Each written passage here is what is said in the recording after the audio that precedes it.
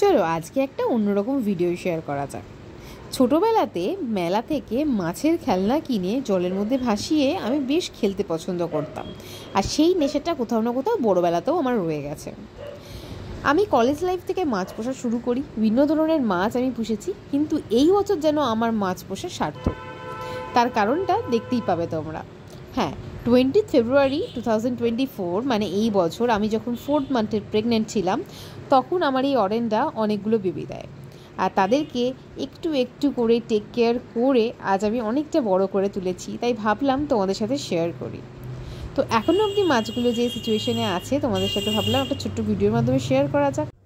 তো প্রায় 8 মাস পর ওদের জন্য নতুন ঘরের একটা ব্যবস্থা করে দিলাম। তোমরাই দেখো কতটা খুশি ওরা। নতুন ঘর পেয়ে আমার ছানাগুলো তো বেশ আনন্দে আছে, আর ওদেরকে এই আনন্দে থাকতে দেখে আমাদের সারাদিনের ক্লান্তিটা কোথাও যেন এক নিমিষে শেষ হয়ে যায়।